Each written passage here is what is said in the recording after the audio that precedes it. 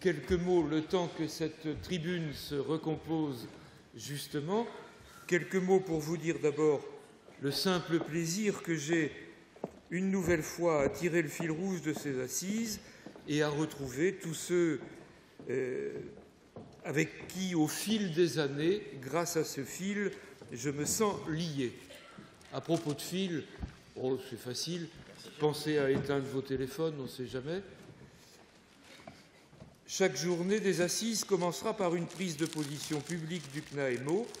Les assises, Jean-Marc nous le disait, ne sont pas un simple colloque, ce sont les assises d'un mouvement qui entend bien prendre position sur des sujets qui concernent ses adhérents et faire connaître ses positions. Première prise de position, et c'est Stéphanie Le Boyer, administratrice du CNAEMO, qui nous la communique.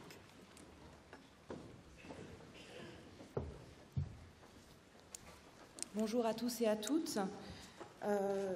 Le titre de l'intervention sera « Protection de l'enfance, un enjeu de lutte contre la reproduction des inégalités sociales ».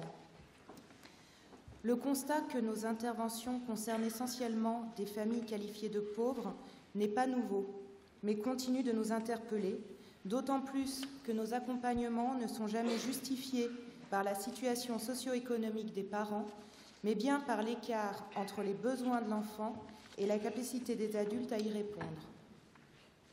Le cadre de vie de l'enfant est en ce sens une composante de nos interventions et se traite dans le cadre d'un partenariat avec les services compétents en la matière, notamment les services sociaux du Conseil général.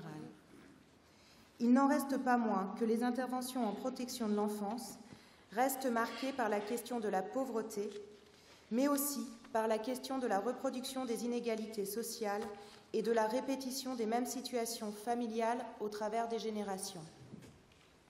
Pour le dire autrement, ce constat nous renvoie à la question d'un déterminisme social qui ferait que les familles pauvres seraient moins compétentes en matière de parentalité. À ce titre, le débat, non plus seulement sur la pauvreté économique, même si celle-ci ne peut être évacuée, mais sur la précarité, permet de replacer le questionnement dans un cadre plus large. De fait, et l'évolution des termes le montre bien, ce ne sont pas seulement les ressources économiques qui sont prises en compte dans la question de la précarité comme de la désaffiliation, mais également les ressources culturelles et sociales. Les familles suivies en protection de l'enfance sont bien souvent précarisées sur le plan financier, mais sont aussi isolées socialement. Or, face à une situation sociale difficile, la capacité d'un individu à décoder son environnement et à faire appel à un entourage porteur va venir déterminer sa capacité à trouver des réponses. C'est cette affiliation à un système social positif qui va permettre à la famille de faire face à une situation de vulnérabilité, car comme le montre Edgar Morin, l'autonomie individuelle se nourrit des liens sociaux, des dépendances à autrui que nous construisons et qui nous construisent tout au long de notre vie.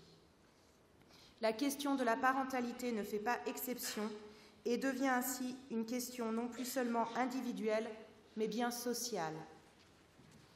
Le CNAEMO fait sienne l'idée que la parentalité n'est pas innée, mais le fruit d'une socialisation des comportements, socialisation primaire lors de l'enfance, socialisation secondaire qui se poursuit au travers des expériences et des rencontres. Ceci signifie qu'il n'y a pas de fatalité qui ferait que la répétition des mêmes situations serait invariable, qui ferait que la pauvreté serait un frein à la possibilité d'être parent, et ce, au travers des générations. Cela signifie également que l'action éducative est porteuse d'espoir et de changement pour les individus, par la réflexion qu'elle induit sur les comportements individuels, certes, mais aussi par l'inscription des familles dans un tissu social. En travaillant sur l'insertion des familles dans leur environnement, sur l'ouverture culturelle et la confrontation à d'autres modes de pensée et d'action, nous faisons le pari que les parents peuvent enrichir leur approche de la parentalité.